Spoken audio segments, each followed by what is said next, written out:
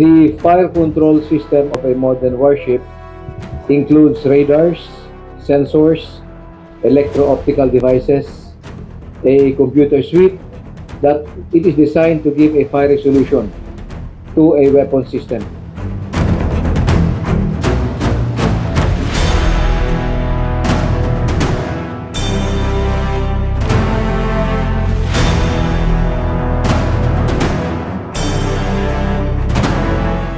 On May 4th, 2026, a new warship quietly sailed into Subic Bay.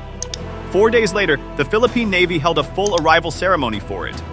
Officers in white uniforms, flag officers giving speeches, cameras everywhere.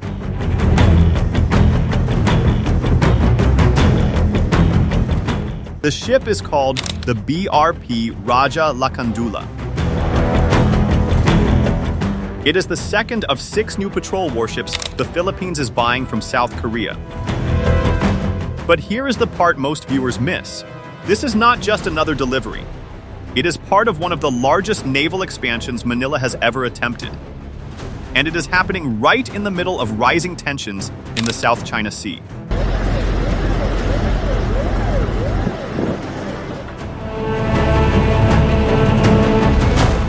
So what does this new ship actually mean for the Philippines? And why is it arriving now? Let's break it down.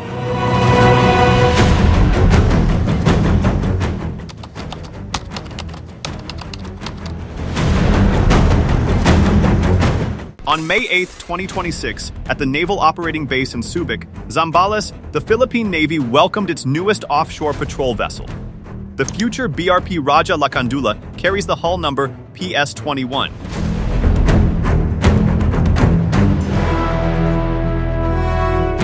The ship had actually arrived in the country 4 days earlier, on May 4, after sailing from South Korea.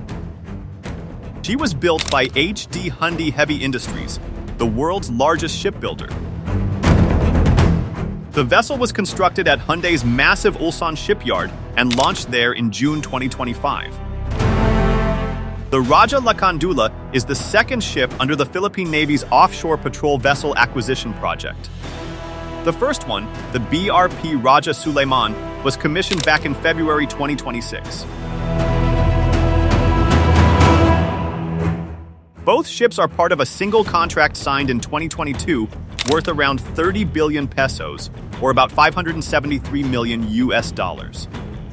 That deal covers 6 warships in total. So after Rajah Lakandula, 4 more are still on the way. All 6 are expected to be delivered by 2028. This is very beneficial to the not just for the Philippine Navy but for all navies participating in this. The arrival ceremony was led by senior Philippine Navy officials. Among them was Vice Admiral Cesar Bernard Valencia, who served as the keynote speaker. He had a special connection to this project. Back in 2017, he chaired the team that helped shape the framework for the entire OPV acquisition program. We are not just witnessing the arrival of a new vessel. We are experiencing the institutional evolution of our Navy. That line tells you everything about how Manila views this moment.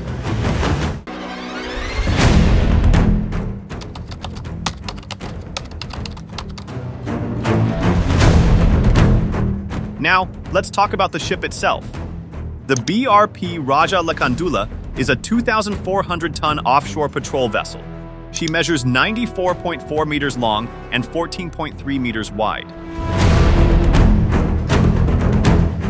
She can hit a top speed of 22 knots, cruise comfortably at 15 knots, and travel up to 5,500 nautical miles without refueling.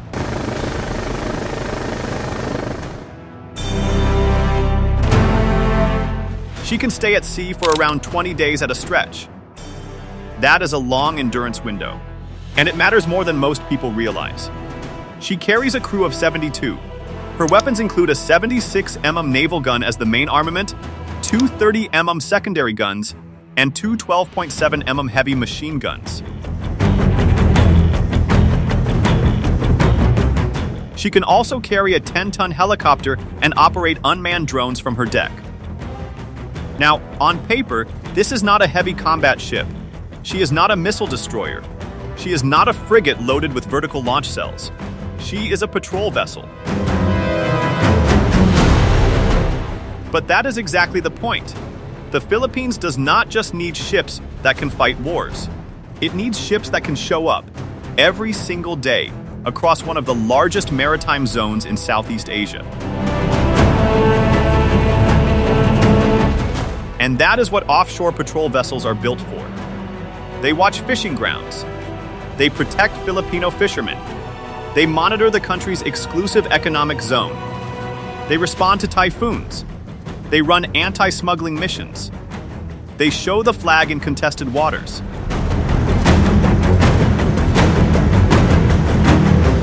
In short, they are the workhorses of any modern navy. And the Philippine Navy badly needed more of them.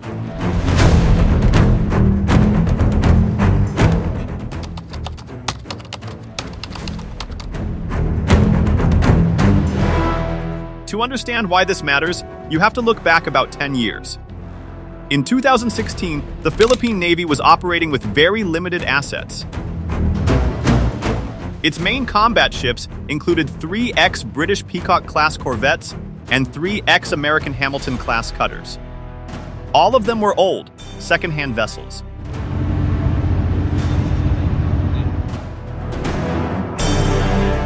For a country with one of the largest coastlines in Southeast Asia, that was simply not enough.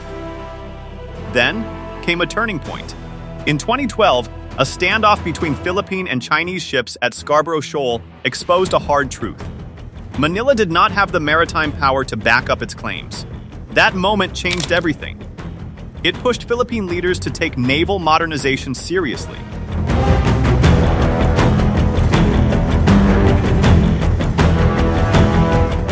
The fire control system of a modern warship includes radars, sensors, electro-optical devices, a computer suite that it is designed to give a fire solution to a weapon system. Since then, the Philippines has committed roughly 2 trillion pesos, around $35 billion over the next decade to modernize its armed forces. A big share of that money is going into the Navy.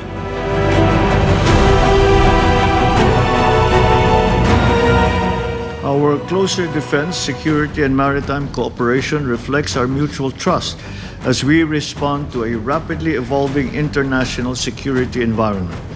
Our free trade agreement has brought about new opportunities for trade and investment. South Korea has become Manila's most important partner in this push.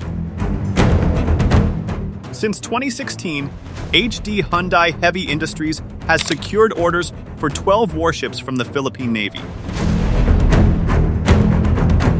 That includes frigates, corvettes, and now the new offshore patrol vessels. By the 2030s, the Philippines is on track to operate 6 modern Korean-built frigates and 6 new OPVs.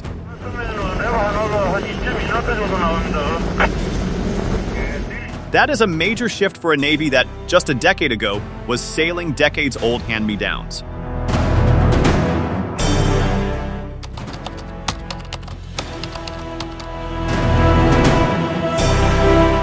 So why is all of this happening now?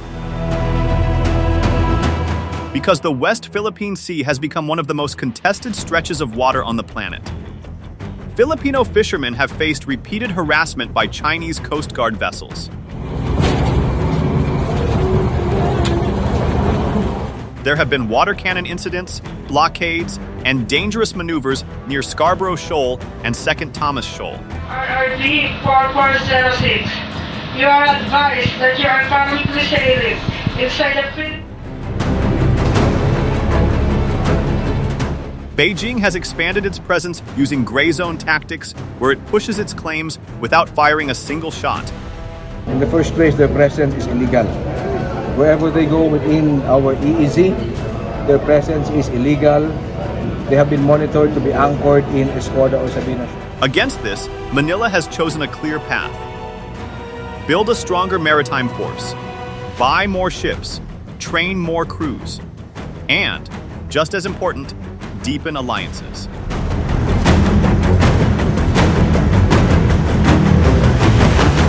The Philippines is now working closely with the United States, Japan, and South Korea. That includes joint exercises, technology transfers, weapons sales, and shared intelligence.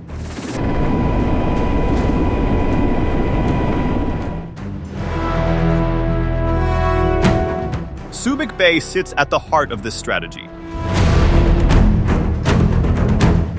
Once home to a massive U.S. naval base, Subic is now a key Philippine naval hub. It faces the South China Sea directly. So when a new warship arrives at Subic, it sends a quiet but clear message.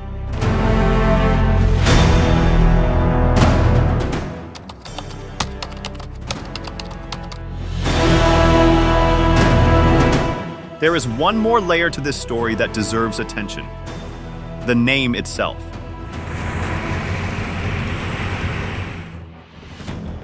Rajah Lakandula was the last ruler of the Kingdom of Tondo during the early Spanish era. He is remembered in Philippine history as a leader who balanced wisdom, courage, and pragmatism. Naming a modern warship after him is not random. It is a statement. Vice Admiral Valencia captured it best during the ceremony.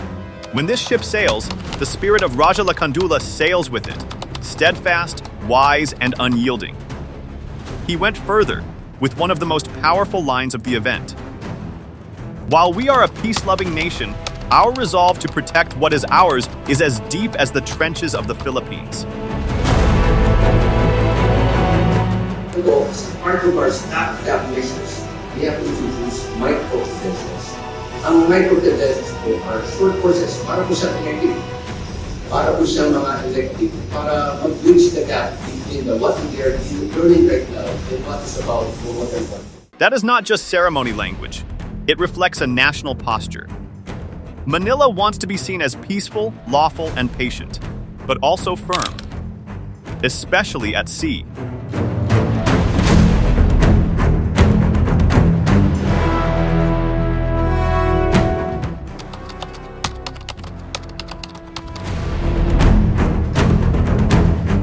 The Rajah Lakandula will not be commissioned right away. She still has to go through technical inspections before she officially joins the fleet. Once she does, she will become part of the new Rajah Sulaiman class of Philippine offshore patrol vessels. And she will not be alone for long. Is also a symbol of our partnership, of the Philippine Navy's partnership with Hyundai Heavy Industries. We hope, sir, that we will have more partnerships in the future. 4 more sister ships are scheduled to arrive in the coming years.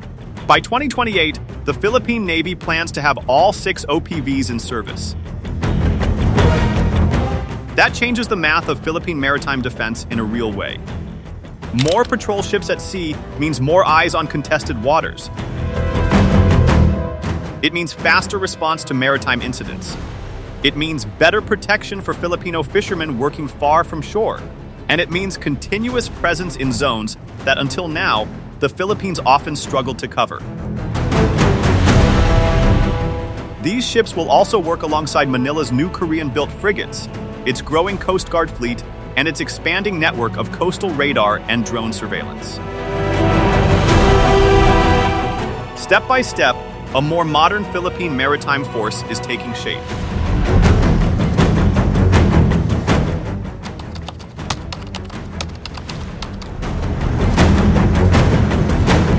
The BRP Rajah Lakandula is, on its own, just one ship. She has limits. She is not built to win a war against a major naval power. But that is not what she is meant to do. Her role is something different. She is meant to be there. Every day, every patrol, every storm season, every standoff. Quietly showing the flag in waters the Philippines has every legal right to operate in. And that is exactly what changes when 6 modern OPVs are added to a Navy's daily rotation. So here is the real question. As the Philippines keeps building this kind of steady, persistent maritime force, will it be enough to hold the line in the South China Sea? Or will Beijing's pressure keep growing faster than Manila can build? Drop your thoughts in the comments. Tell us how you see this playing out. And for more honest defense and Indo-Pacific updates, hit subscribe and follow the channel.